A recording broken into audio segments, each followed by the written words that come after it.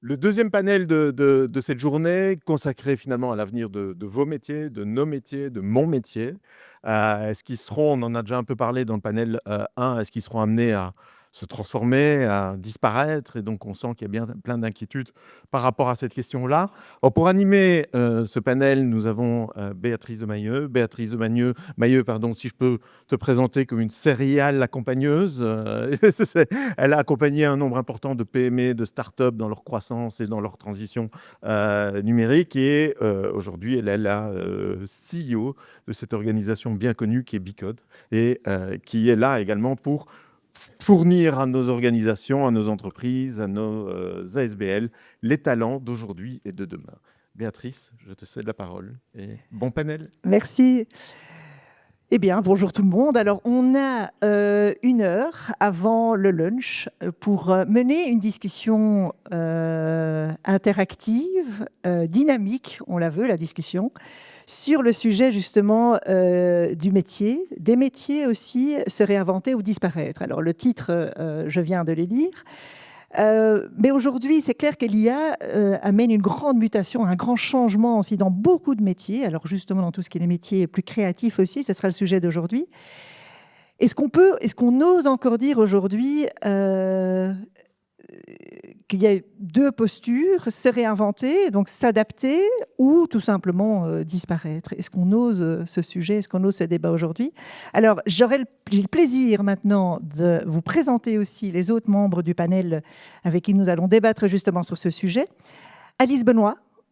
Bonjour Alice. Alors, tu es responsable commercial et stratégique chez Amplo, mais aussi artiste plasticienne. Et tu vas aussi me parler justement de ces dualités de rôle aussi, c'est ça qui est intéressant dans le débat. Frédéric Bochard, CTO RTL Belgium, voilà, disons-le en anglais. Moi, je faisais pour une fois un effort de bien tout le dire en français. Mais voilà. Alors, Adrien Hans, photographe, tech créatif et enseignant à l'IEX. Et justement, on en parlait, j'ai fait l'IEX aussi il y a vraiment, vraiment longtemps. C'était au tout début de l'Internet. Et quand on voit le nombre de vagues qu'il y a eu de changement, mais apparemment, l'IEX se porte bien.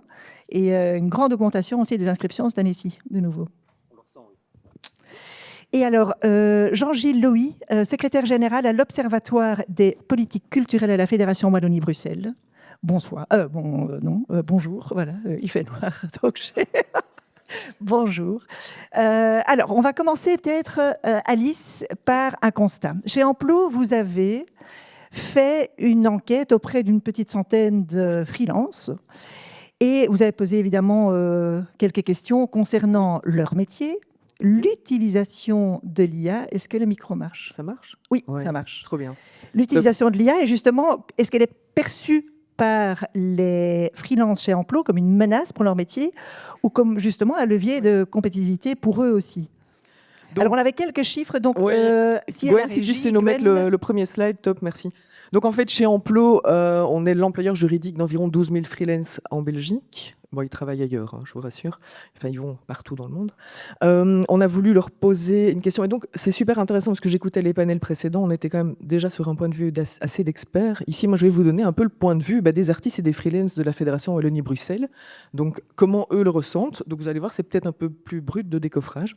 D'abord, peut-être pour revenir sur le profil des gens qui ont répondu à notre enquête, on a quand même pas mal d'audiovisuels, 42%, suivi des spectacles vivants, donc vraiment art de la scène.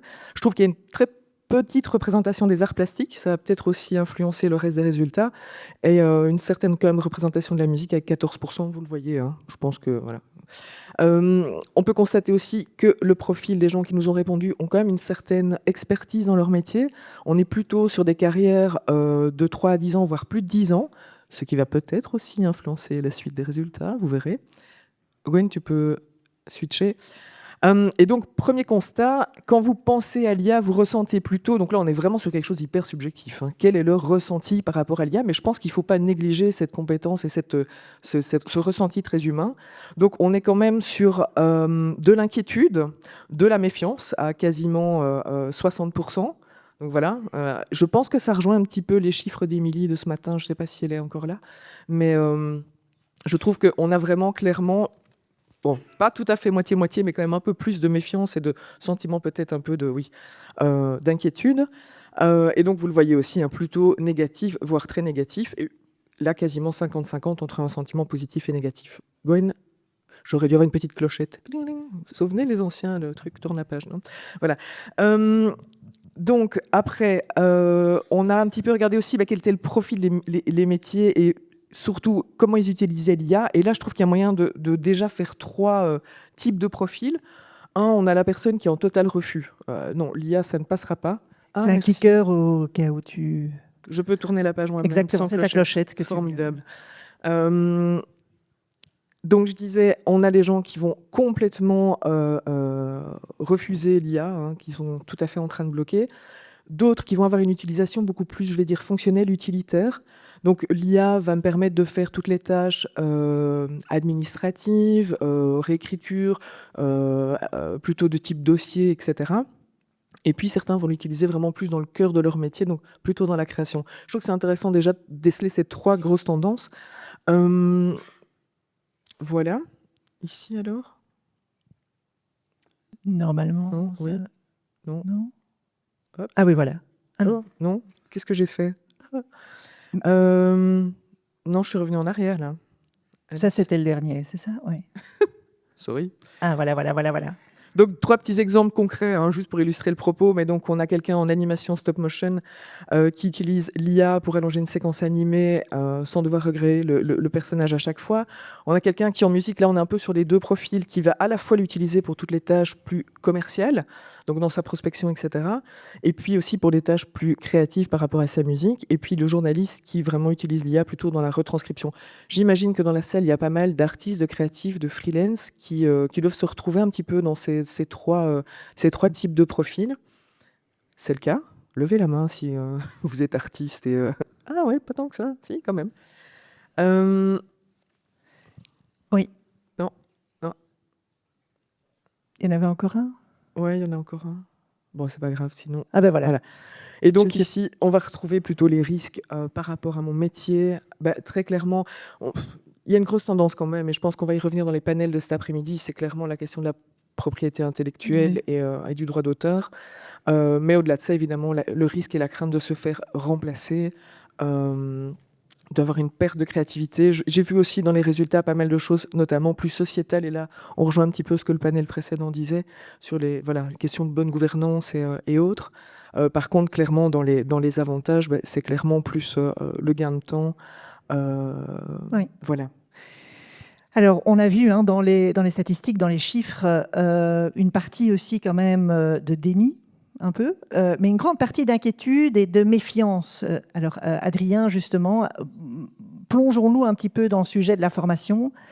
À l'IEX, centre bien sûr bien connu aussi pour la formation, comment est-ce que vous intégrez justement l'IA dans vos cursus, dans votre pédagogie, comme outil complémentaire, si on peut dire, mais pas remplaçant, ou oui, pour certaines tâches, complètement un outil qui pourrait remplacer quelque chose qui pourrait être énergivore ou répétitif et pas très agréable à faire?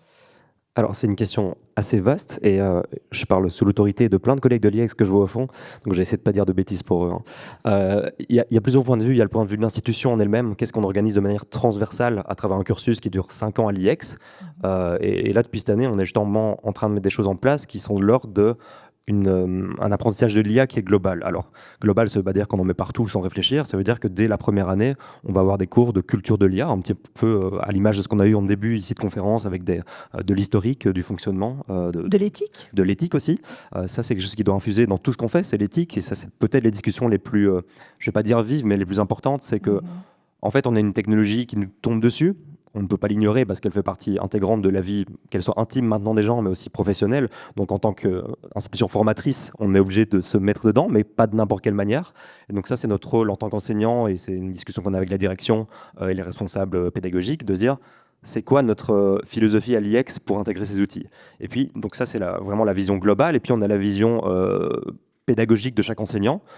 Et là, on a une certaine liberté pédagogique de se dire, tiens, moi, dans ma matière et dans ce que j'ai envie de transmettre, comment je vais le faire, sous quels moyens. Et moi, par exemple, je donne un cours vraiment dédié à l'utilisation de ces nouvelles technologies créatives, où on va les intégrer de manière, on va dire, dans un cadre projet. Donc le but, c'est pas de toucher à l'outil pour l'outil, parce que l'outil, on sait très bien, il devient très vite obsolète, mais de se dire, OK, on se met dans des cas de professionnalisation, enfin, des cas concrets de communication, et on va voir comment ces outils nous permettent d'augmenter notre capacité à raconter des choses ou de dévier un petit peu nos façons de faire. Tout ça pour rendre à la fois prêt au marché qui change, mais derrière, trouver des nouvelles mécaniques pour créer et communiquer. Oui, tout à fait. Alors, un petit mot peut-être pour les personnes dans la salle. Si vous avez des questions, gardez-les en tête ou notez-les, parce qu'on va prévoir 10 minutes plus ou moins avant la fin du panel pour aussi vous laisser poser des questions vers les membres ici présents. Alors, se former, je crois qu'on a tous, enfin je l'espère, peut-être compris qu'il ne s'agit pas de se former juste à un moment T et qu'après ça, on est bon pour le reste de notre vie. On est dans une période, encore plus qu'avant, dans une période de formation continue. Et toujours se réinventer, toujours créer aussi cette curiosité auprès du personnel pour pouvoir se former. Alors, justement, Frédéric, chez RTL, comment est l'appétit à la formation continue aussi chez vous et comment est-ce que vous opérez cela au sein de vos équipes techniques ou autres? Parce que est-ce que ce n'est pas qu'une compétence technique de l'IA, c'est aussi une volonté au fait de pouvoir être curieux sur la découverte de ces outils?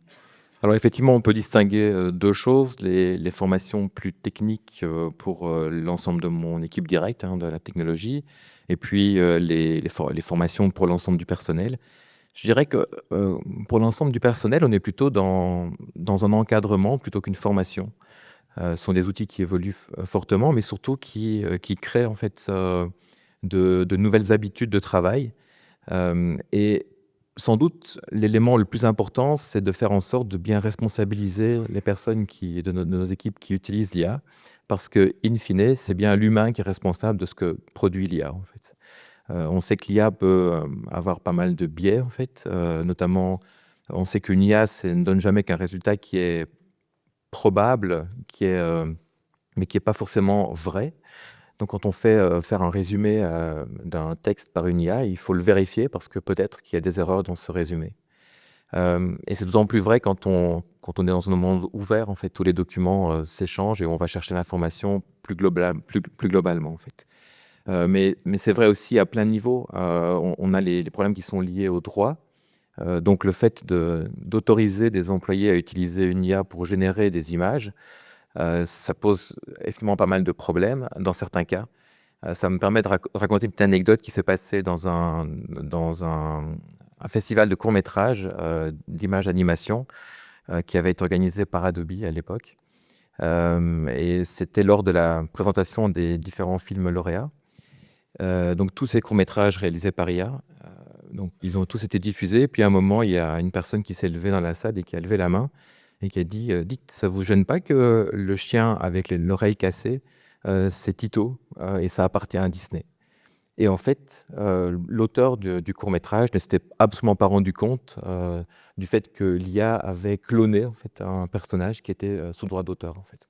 Donc ce sont des éléments qui sont importants à gérer et notre encadrement est plutôt dans cette direction-là. En fait, c'est de montrer les limites de l'IA, pas de ce qu'elle peut représenter ou ce qu'elle peut faire technologiquement, parce qu'on peut faire des choses assez amusantes, mais par contre plutôt c'est quoi les limites de la crédibilité de l'IA et surtout où l'être humain doit intervenir pour valider ce que l'IA a fait.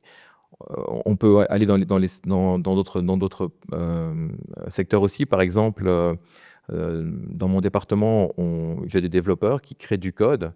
Évidemment, ils font appel à de l'IA pour s'aider dans certains cas.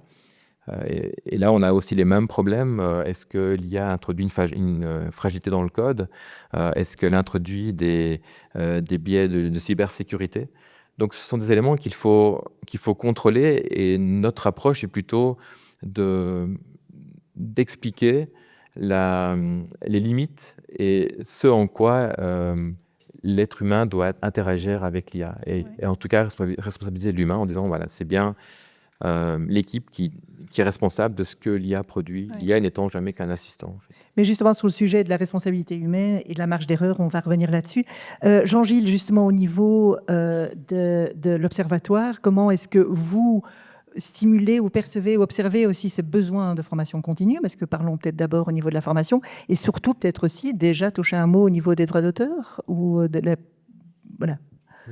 Et peut-être pour commencer en introduction, dire que il est très difficile de parler de toutes ces thématiques étant donné que nous sommes au cœur du cyclone et que pour l'instant tout le monde est un peu perdu sur la thématique. Alors on peut évidemment tenter de faire des exercices d'intelligence et tenter de cerner les futurs possibles et les futurs probables, mais on reste quand même dans un domaine relativement prospectif où tout le monde avance un peu à tâtons avec parfois des réticences. Sommes-nous déjà alors au cœur du cyclone ou est-ce qu'on le voit toujours encore un peu de loin? Le cyclone, je pense qu'on est au centre. Par contre, le tsunami, je pense qu'on le voit encore arriver. Ah oui. Le tsunami arrive, on sait que ça va se passer et qu'on risque de voir des lames de fond extrêmement puissantes qui vont perturber complètement le secteur artistique et culturel, mais on ne sait pas encore exactement comment.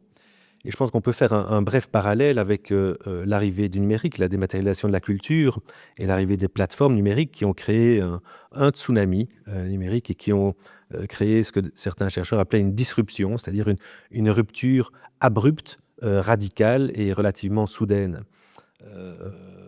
Je pense que l'arrivée des intelligences artificielles dans le secteur culturel et créatif va créer davantage encore qu'une disruption.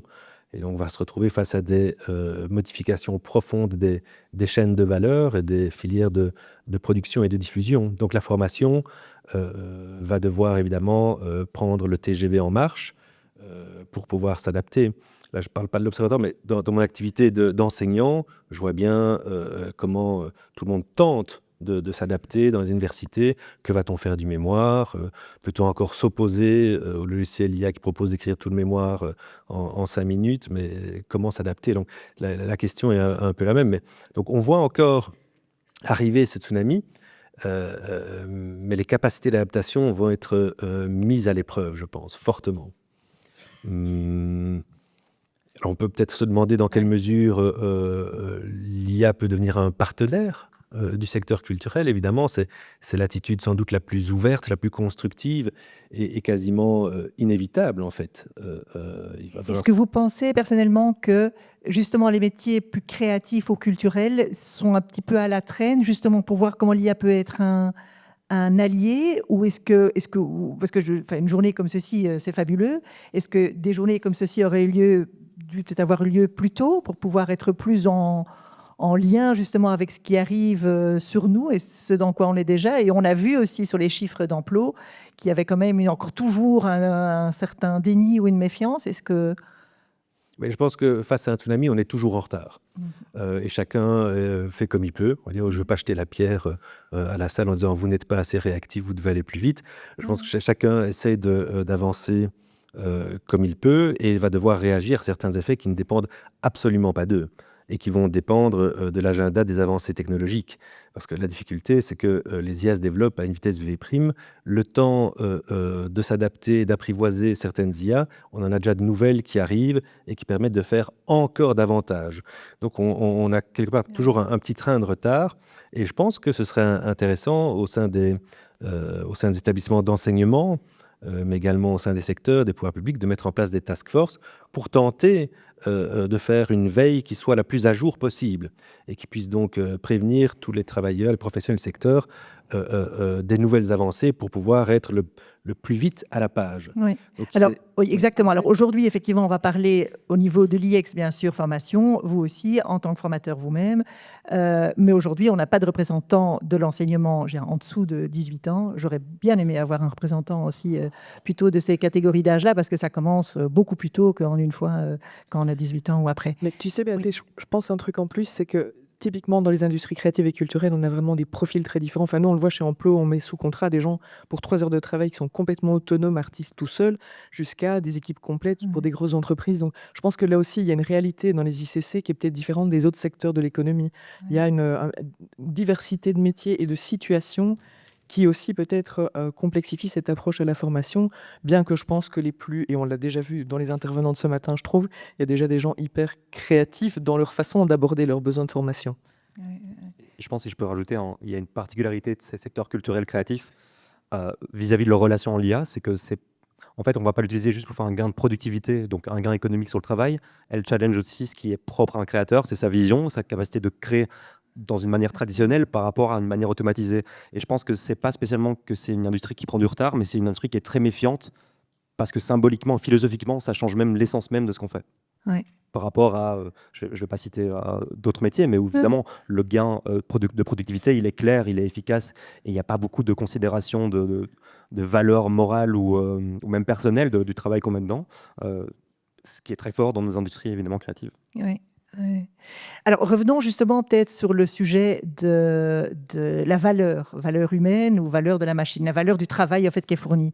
Il y en a qui parlent parfois, oui, où il faudrait mettre des labels faits par l'IA, ou est-ce qu'il ne faudrait pas plutôt mettre des labels faits par l'humain, justement? J'aimerais bien avoir votre vue là-dessus par après. Est-ce que le label doit être prévenant par rapport à que c'est de l'IA, ou bien est-ce qu'à un moment donné, on va se dire, dans 5 ans, il faudrait plutôt montrer que ça a été fait par l'humain et que ça aura une valeur, justement, perçue différente, espérons-le, plus de valeur, si c'est human-made ou AI-made. Ça existe déjà. Hein. Ouais.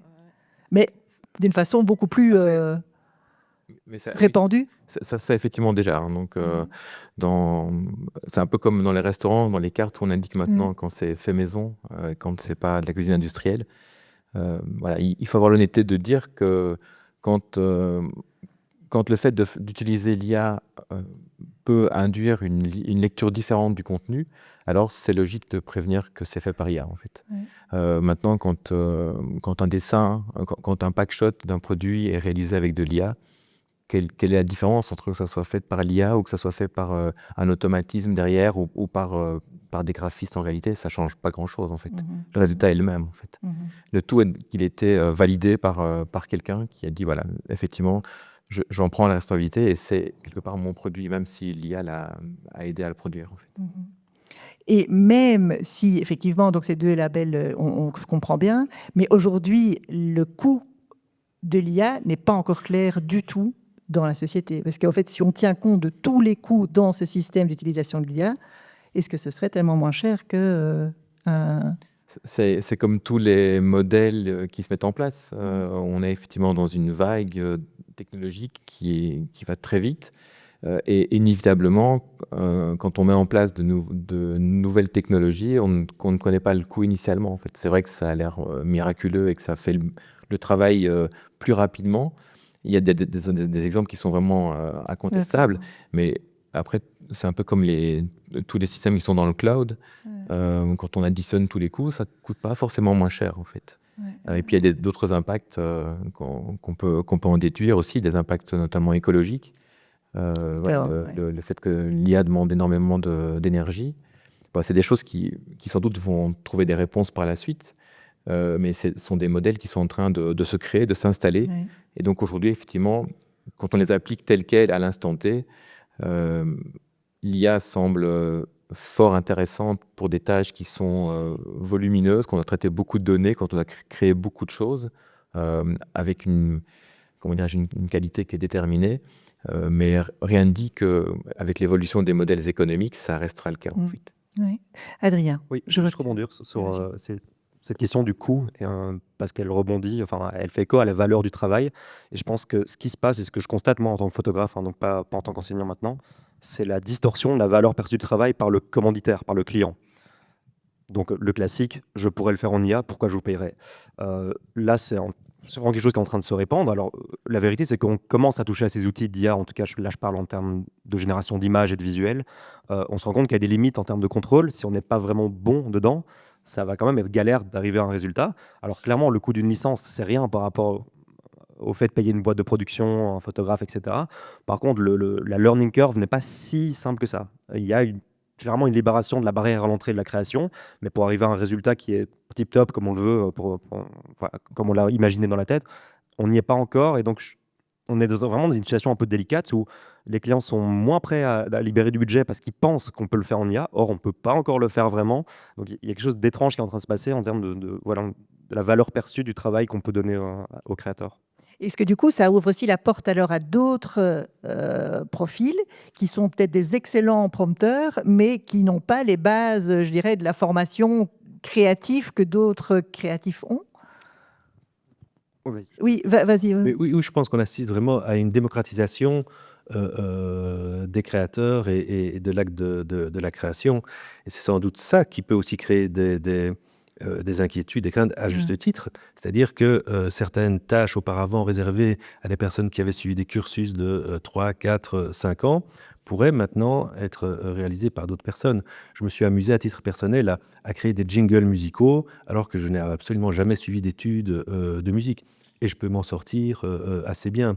Dans le graphisme un peu de base, ça n'atteindra peut-être pas ce qui est atteint par des professionnels, en tout cas pour l'instant, ou parce que je ne suis pas assez doué dans les prompts, mais je peux déjà créer des flyers avec un graphisme relativement comment dire, appréciable. Et donc, tout le monde peut devenir aujourd'hui créateur de musique, d'images, voire même d'images animées, de petits courts-métrages.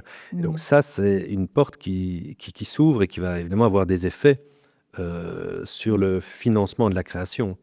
Parce que toutes les chaînes de valeur actuelles tournent quand même autour d'un modèle relativement clos de personnes qui suivent une formation professionnelle et puis qui entrent sur un marché du travail qui pourra absorber une partie de ces personnes. Mais dès l'instant où on ouvre les vannes et que tout le monde peut devenir créateur, ça va poser sans doute une pression sur le marché du travail des personnes qui sortent des écoles. Si je permets, c'est vrai à chaque évolution technologique en fait. Quand les smartphones sont apparus et que n'importe qui peut faire une vidéo, peut prendre une photo, le contenu généré par l'utilisateur, il a explosé. Et c'est pas pour ça qu'il y a plus de caméramans professionnels aujourd'hui en fait. Donc parce qu'il y a quand même il reste et c'est pour ça que c'est bon justement. Donc il reste une compétence que même que l'outil ne donne pas en fait. L'outil donne un accès et puis après il faut l'utiliser correctement. Après certainement que les outils que les profils des personnes vont évoluer, mais ça ne va pas disparaître en fait. Enfin des choses vont mettre en place en fait. Je sais pas, je pense notamment, vous avez peut-être entendu parler du film d'animation Critters qui veut sortir à Cannes bientôt, qui a été produit par OpenAI. Ouais. Alors, le film d'animation va avoir un budget de 30 millions de dollars au lieu d'un budget de 200 millions de dollars. Et fait en quelques mois. Fait en 9 mois au lieu de 3 ans. Mettez-vous à la place du producteur. Quel modèle choisissez-vous? Et donc, ce type de mécanisme, de processus risque de se retrouver dans beaucoup d'endroits. Donc, la pression, je pense, va quand même inévitablement arriver sur le marché du travail. Alors, justement, peut-être encore, Alice, pour revenir sur les freelances, c'est pas toujours évident. Quand on l'a vu dans les chiffres, il y avait qu'une toute petite partie qui l'utilise beaucoup. Mais du coup, en fait, si tu le laisses allumer, ça... Ouais, pardon. Désolée. Non, il n'y a pas de souci.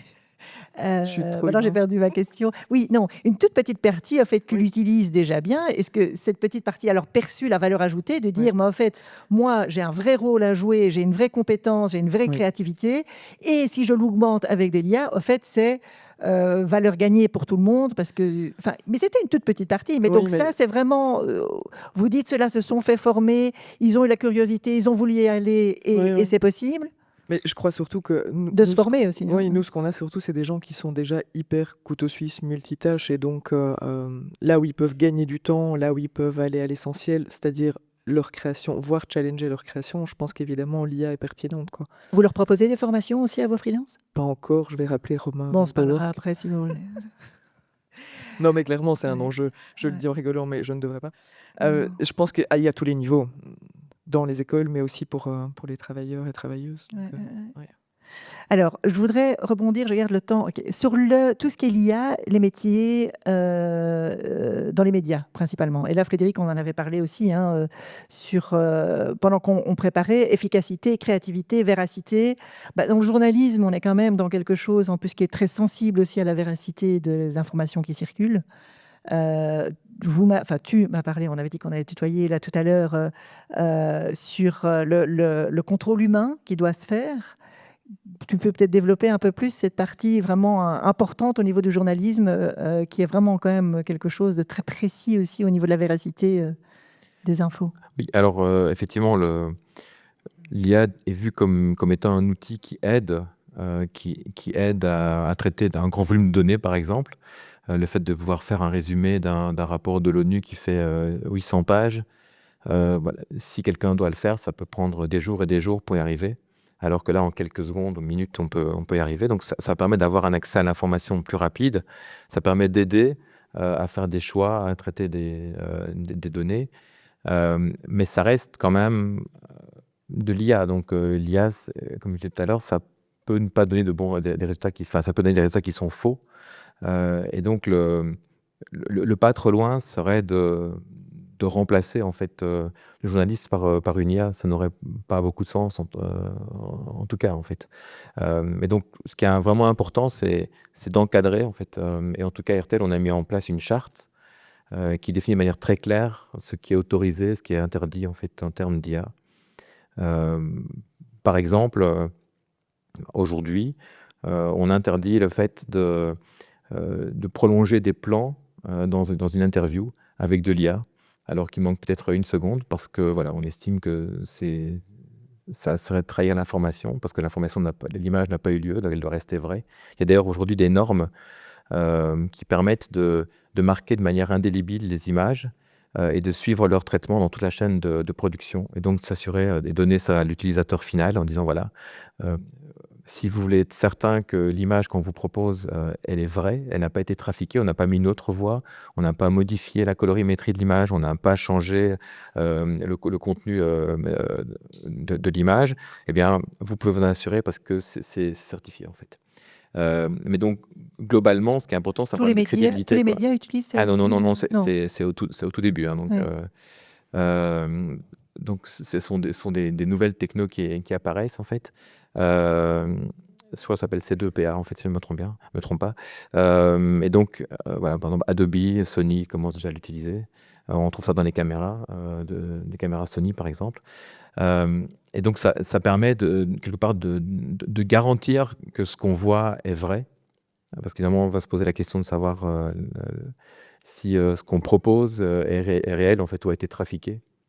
Et donc, voilà, ça, c'est l'encadrement qu'on veut mettre pour faire en sorte que ce qu'on produit et ce qu'on transmet est correct, en fait. Il y a des cas où ça a beaucoup de sens. Par exemple, si on veut faire la reconstitution d'un événement, un événement auquel il n'y avait pas de caméra dans lequel il n'y avait pas d'événement pour le capter, un accident par exemple, ou je ne sais pas, peu importe, eh bien, aujourd'hui, on le fait avec des graphistes qui font des images en 3D, mais donc on crée aussi une fausse réalité, en fait. En fait, on essaie de mettre des images sur quelque chose qui n'a pas été filmé, en s'inspirant en calquant les faits réels. Là, l'IA peut franchement aider parce que ce même travail se réalise avec beaucoup moins d'efforts, beaucoup plus rapidement. Et on est toujours aussi confronté à la rapidité d'action, en tout cas pour le journalisme, en fait. Et on reviendra après aussi sur cette notion de retour sur investissement aussi au niveau de l'IA. Je voudrais revenir maintenant sur la notion d'humain. Alors, c'est clair que les métiers créatifs, le mot créatif a quand même souvent été une valeur aussi qui, pour les philosophes aussi, est quelque chose de très humain, comme l'esprit créatif, logique, critique aussi, tout ça. Jean-Gilles, je voudrais peut-être retourner chez toi par rapport à tout ce qui est la remise en question justement du rôle de l'artiste, de cette créativité et comment on peut garder cette authenticité au fait de cette créativité humaine aussi dans cette ère-là. Où est-ce qu'on se dit, ben voilà, l'humain est clairement touché dans quelque chose qui est très propre à lui. Et alors, le penchant de la question, ce serait comment est-ce qu'on peut stimuler justement et du plus jeune âge ces compétences humaines qui aujourd'hui, au fait, on voit qu'elles sont quand même touchées un peu à plein fouet aussi. Je ne sais pas si on peut distinguer et si on sera capable de distinguer justement ce qui est humain, non humain. Dans le domaine du texte, du son, de l'image, nos sens ne sont déjà plus capables de faire la différence. On ne peut pas distinguer l'un de l'autre. L'esprit non plus ne peut pas le distinguer, d'où la nécessité, comme dit précédemment, d'avoir des marqueurs parfois technologiques pour assurer que cela a été fait par par des humains. Mais là, ça repose sur l'éthique, on va dire, d'une entreprise, d'une société. Si on le met à l'échelle de toute une société, un pays, forcément, ce type de dispositif doit peut-être émaner des pouvoirs publics et de voir dans quelle mesure des régulations devraient être mises en place, des normes mises en place, avec des contrôles pour que le grand public ne soit pas complètement perdu et ne soit pas en fait captif du seul bon vouloir de certaines organisations, de certaines entreprises qui le feraient, d'autres pas. Si on part plutôt de l'humanité du créateur ou des citoyens, je pense que de ce côté-là, les citoyens sont suffisamment stimulés et peuvent s'amuser avec des applications en tous sens et vont faire part de leur humanité. Maintenant, je pense que distinguer cette part d'une humaine de l'IA va devenir de plus en plus difficile dans le sens où l'IA va devenir de plus en plus humaine. Il suffit que les humains le demandent aux IA, mettent en place les algorithmes nécessaires et même ces parts de créativité typiquement humaine liées aux émotions notamment vont pouvoir de plus en plus être reproduites par les intelligences artificielles. Alors, je vois, Adrien, tu disais oui ou...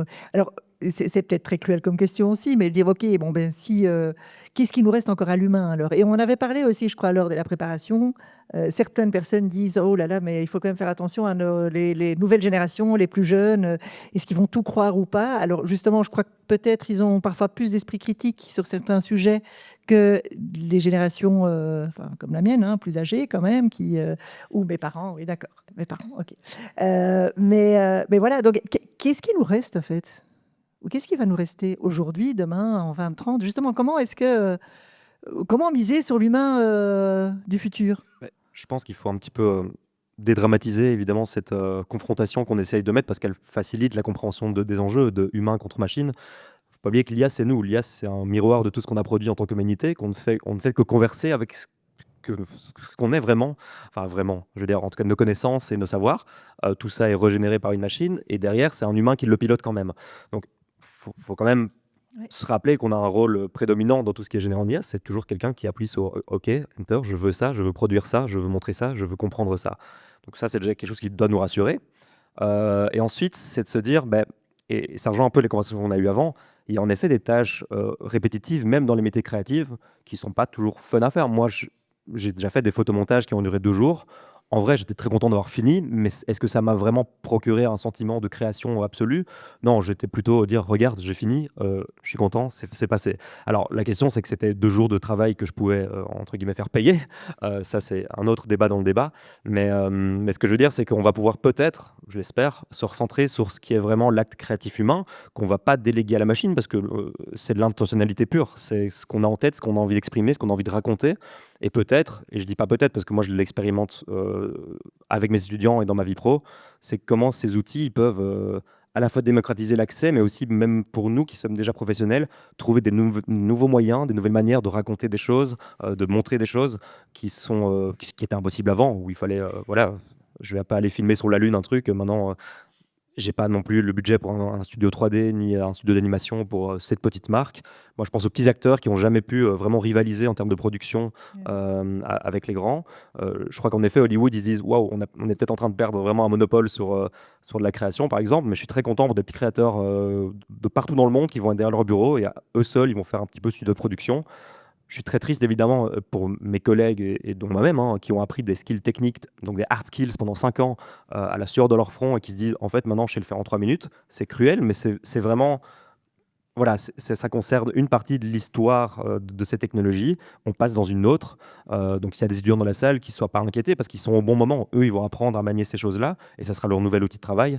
Et évidemment que c'est triste et on doit soutenir et aider, je pense, les métiers qui vont être les plus en tension parce que eux, voilà, c'est compliqué. Mais derrière, il faut se dire, OK, qu'est-ce que nous, en tant qu'humains, on va faire avec ces nouvelles technologies et reprendre ça positivement.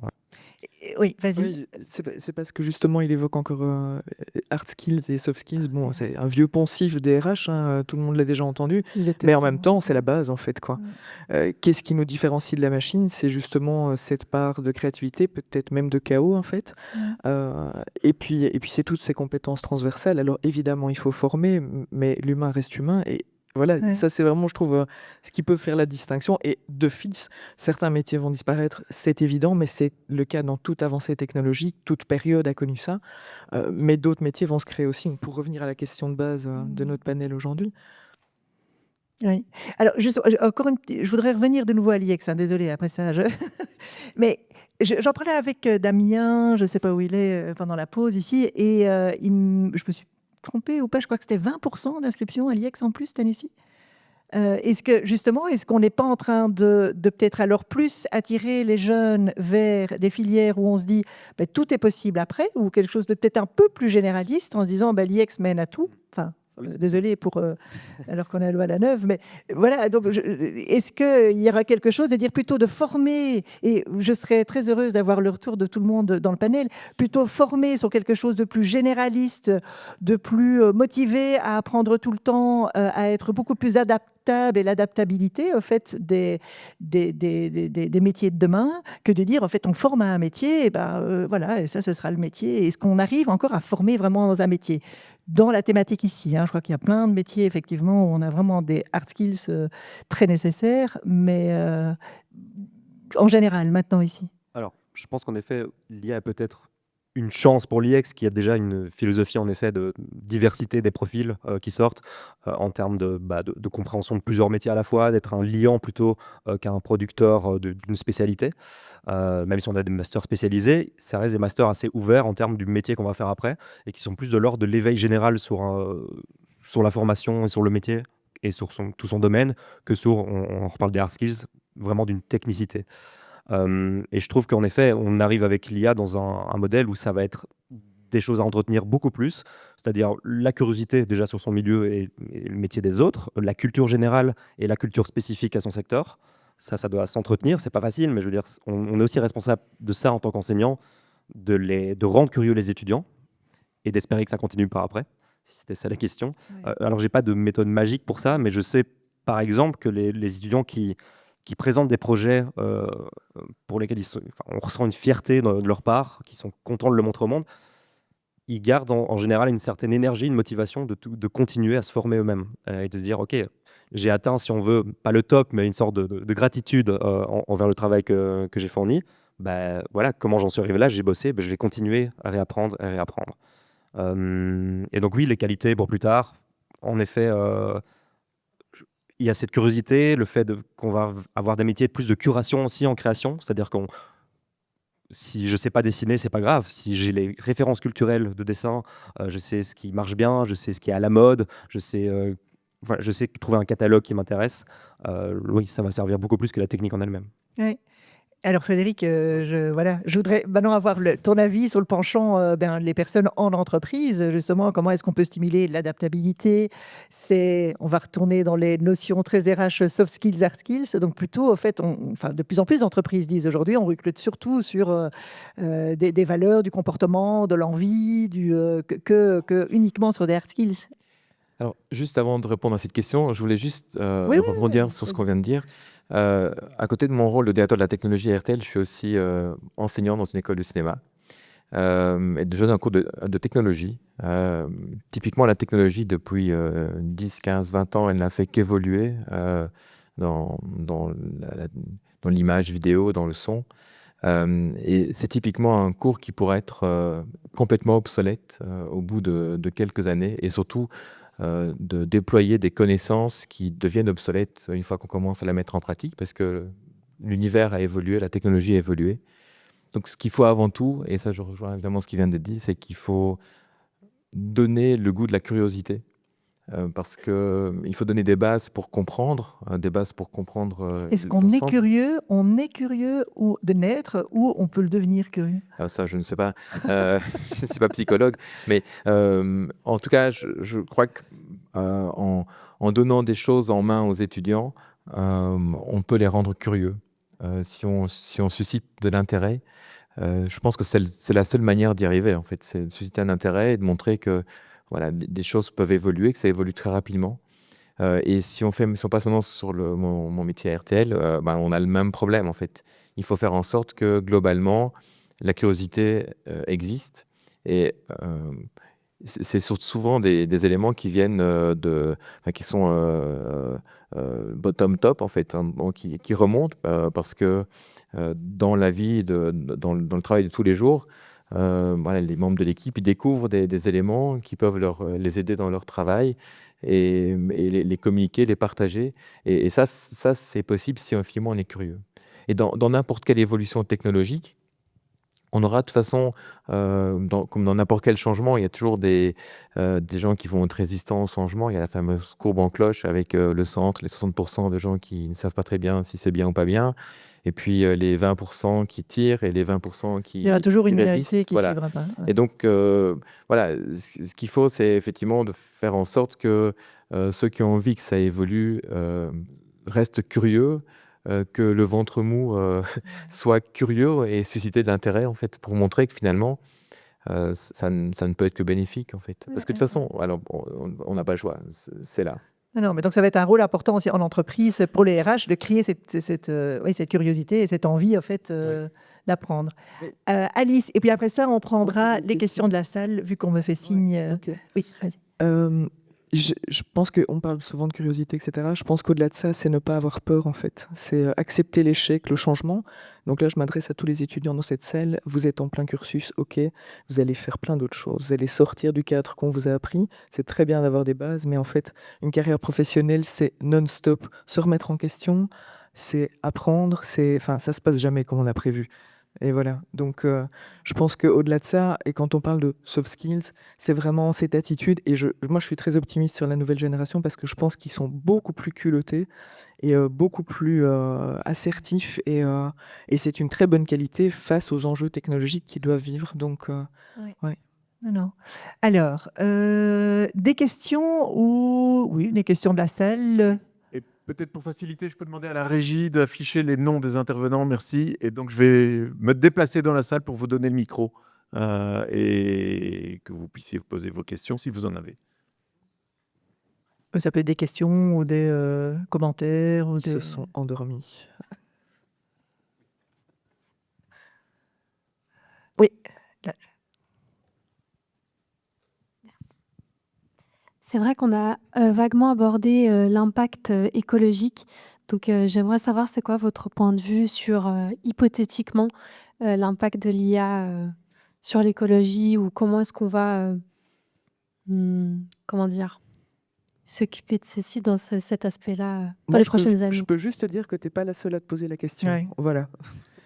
Alors, effectivement, on Super n'a pas intéressant. quelqu'un ici dans le panel qui pourrait ou qui voudrait peut-être se plonger dans le sujet, Moi, mais je crois que je c'est veux un bien vrai... lancer le Oui, sujet. vas-y. Je crois que c'est un vrai sujet, effectivement, où le coût aujourd'hui, que ce soit des data centers ou que ce soit l'utilisation de l'IA, enfin voilà, c'est un grand sujet qui m'anime, mais vas-y. En fait, c'est vrai pour toutes les technologies, hein. Un smartphone connecté, le cloud.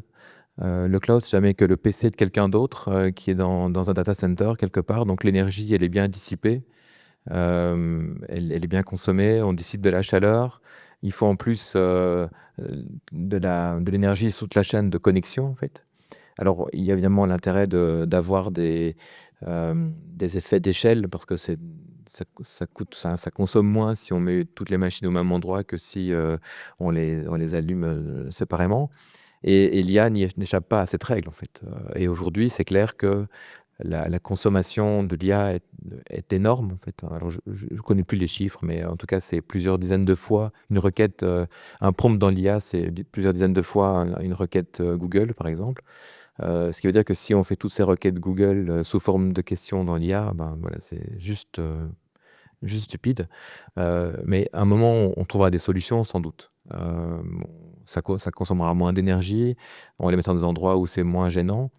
Mais il faut pas, en fait, il faut avoir ce problème en tête. Et on ne va pas juste le mettre sous le tapis et puis que ça claque par la suite, quoi. Parce que tout ce qui est Green IT, on en parle déjà beaucoup aussi, et de Oui. coder d'une certaine façon. Mais Green IA, est-ce que ce serait plutôt total washing ça, ou, Pour moi, c'est antinomique et honnêtement, je pratique beaucoup l'IA, mais ça reste une des dissonances cognitives les plus fortes que j'ai. Et j'essaye, en tout cas, de l'utiliser quand ça a de l'impact et que je sais directement pourquoi je le fais et j'essaie de pas, entre guillemets, partir dans tous les sens avec ça parce que faut se rendre compte de l'impact qu'on a directement. En fait, avec le côté pillage de données, c'est peut-être et l'écologie, c'est les deux sujets où je suis vraiment mal à l'aise avec ma propre pratique. Et j'aimerais qu'en effet, il y ait des solutions à l'échelle sociétale, mais le problème, c'est que c'est un sujet international d'énergie, de disponibilité des serveurs, et qu'en fait, on nous impose d'une certaine manière cette nouvelle façon de travailler, et même d'être dans l'intime, et qui est tellement loin finalement de l'énergie produite qu'on émet. Voilà, il y a quelque chose d'assez désagréable de penser ça. Et il faut en être conscient, il faut militer comme on peut pour des énergies en effet plus vertes de manière générale, parce que l'électricité peut être verte, mais aussi peut-être une utilisation raisonnée, et là c'est plus personnel, de moi qu'est-ce que j'en fais, est-ce que j'en ai vraiment besoin à ce moment-là. Je pense que ça c'est Oui. peut-être le... Oui, mais je voulais je pense qu'il y a deux aspects. Il y a l'aspect plutôt individuel de chaque personne qui va en être conscient quand il en a l'usage. C'est une question d'éthique, d'information. Mais je pense que face aux possibilités d'utilisation, les personnes ne vont pas se restreindre. Donc je ne pense pas que l'issue se trouve dans la restriction individuelle, mais plutôt dans les stratégies à l'échelle européenne. Je pense que cette question ne peut se résoudre que dans le cadre de l'enjeu de la souveraineté européenne. Souveraineté au niveau du numérique, souveraineté au niveau énergétique et, in fine, souveraineté culturelle. Et donc avoir les capacités de stockage, de cloud en Europe, d'avoir la production énergétique suffisante, énergie renouvelable, énergie nucléaire, etc., pour permettre de pouvoir avoir la main sur cette situation en Europe. Oui, avoir la main qui n'est pas encore garantie aussi aujourd'hui. Quand je vois, c'était il y a quelques mois un article justement sur, c'était Frédéric Dunon de Elia qui parlait justement du risque clairement identifié, blackout ou pas, avec des data centers justement qui s'installent ici en Belgique. Quand même, c'est un sujet assez critique aussi. J'espère que le politique, avec tout mon respect, s'occupe de cela aussi. Tu voulais encore... Et puis après ça... Ouais, après, c'est, à mon sens, un problème de marketing politique, puisque globalement, l'échelle des valeurs, elle est quand même un peu particulière. Quand on sait, par exemple, que l'IT, globalement, produit plus de CO2 que le transport aérien. Voilà, tout le monde comprend que le transport aérien, c'est un problème, mais l'IT, voilà, je suis pas sûr que quand on est sur son smartphone, on se rend compte qu'en fait, on est en train de créer du CO2. Ou quand on garde ses emails dans le cloud, voilà, c'est aussi... Donc, je pense que c'est un problème de perception, en fait, globale et sans doute de marketing, en fait, qui va derrière. Mais un sujet très opportun, effectivement. Alors, on avait une question ici aussi. Oui, donc en fait, vous en avez un peu parlé pendant toute la discussion. C'était à ce propos, moi je suis étudiant de l'IEX et je me reconnais tout à fait dans cette éducation où en fait on apprend à toucher un peu à tout, à se créer une culture générale du coup dans les disciplines de la communication et où en fait j'ai l'impression en tout cas où je me ressens un peu comme un project manager où en fait nous on fait des projets et alors on est spécialiste en rien, mais finalement on sait un peu tout. Bon après chacun a des préférences, chacun a son parcours aussi, mais il y en a qui touchent un peu à la photo, un peu à la vidéo, etc. Et c'est sûr que l'IA pour ça nous aide énormément en fait à avoir de rien finalement en quelques semaines, en quelques jours, une campagne presque finalisée en fait qui ressemble déjà fort à ce qui existe dans le monde actuel. Et donc, pour revenir aussi avec ce que vous disiez sur les freelances, les artistes, les gens en fait qui touchent à tout, ce côté couteau suisse, où en fait j'ai l'impression qu'il va y avoir une vague du coup de jeunes comme moi, comme nous, qui arrivent en fait plus comme des stratèges et des project managers, mais dans toute discipline, et qui vont être confrontés à l'ancien monde du travail. Et peut-être que je me fais un peu une idée là-dessus, mais plus archaïque et plus exécutant, avec des gens qui se sont vraiment spécialisés dans des choses et qui ont appris à justement écouter le project manager, parce que c'est sûr qu'avant, on commençait pas à dire on va allumer les caméras, ça coûte 50 000 € de faire un spot publicitaire sans savoir exactement ce qu'on fait. Alors que là, nous, on le voit bien dans nos équipes, parfois, quelqu'un a une idée, ok, chipote un peu avec l'IA et revient semaine prochaine avec peut-être des images, peut-être des vidéos qui pourraient nous donner plus envie ou nous montrer ta vision. Donc, est-ce que vous pensez, vous qui êtes du monde du travail, et aussi du monde de l'éducation, qu'il va y avoir une confrontation en fait entre cette nouvelle génération qui va plus se sentir stratège par rapport à l'ancienne génération? Alors déjà, le truc des générations, je sais que c'est fort à la mode, mais moi j'ai toujours l'impression qu'on répète un peu les mêmes trucs. Je pense que les gens sont intelligents, qu'ils arrivent à se combiner. Parfois, on s'entend pas, c'est vrai. Après, tu as des solutions et surtout, peut-être que oui, vous allez être plus sur des modèles plus freelance, hein. Enfin, nous, c'est notre réalité. C'est les gens comme au boulot, ils sont hyper flex, ils font ce qu'ils veulent en fait, hein. Donc peut-être que c'est plus lié et peut-être que vous allez aller plus vers ces modèles-là. Après, et je sais que j'ai quelques clients dans la salle qui bossent dans des super boîtes en Wallonie. C'est des gens qui ont besoin de nouveaux talents, qui ont besoin de jeunes qui ont des nouveaux réflexes. Et enfin, je suis certaine que par rapport à ce que tu dis, ils sont assez réceptifs, quoi. Donc, il faut dépasser le grand clash un peu des générations et ce genre de trucs. Voilà, c'est un point de Non, vue mais je personnel. comprends la perception et c'est vrai que, par exemple, nous, chez Bicode, on met pas de moins en moins le focus sur le code. Le principe d'apprentissage du code reste chez nous, reste bien présent. Mais là où je te rejoins tout à fait, c'est que nous, on a rajouté aussi tout ce qui est compétences plutôt d'analyste fonctionnel, analyse business, parce que ça va être ces vues-là qui seront nécessaires aussi, de comprendre le code, d'accord, de comprendre les séquences logiques, mais d'être aussi un espèce de chef d'orchestre aussi sur des séquenciations de code, par exemple, qui pourraient être créées par des IA avec un contrôle humain dessus. Mais c'est vrai que je crois que c'était intéressant. Mais Adrien, tu as peut-être aussi envie de Oui, je trouve ça rebondir intéressant. là-dessus. Merci pour ton intervention. On le sait, et ça désuet le monde, vous êtes une génération qui réclame plus de liberté dans le milieu du travail, un équilibre un peu plus personnel et quelque chose d'un peu moins linéaire, un peu moins vertical. Et je pense peut-être que justement ces nouveaux métiers qui s'ouvrent avec des outils, en fait, on a, comme je disais tout à l'heure, quasi une boîte d'assistants numériques autour de nous, permettent de peut-être se rendre plus indépendant de contraintes structurelles du milieu du travail aujourd'hui. Donc, en effet, je ne suis pas d'accord sur le fait que des générations ne se parlent pas. Par contre, vous avez peut-être une perception de votre métier idéal qui va être formé par vous-même. Et donc, c'est peut-être une chance à saisir. Ouais. Merci. Oui.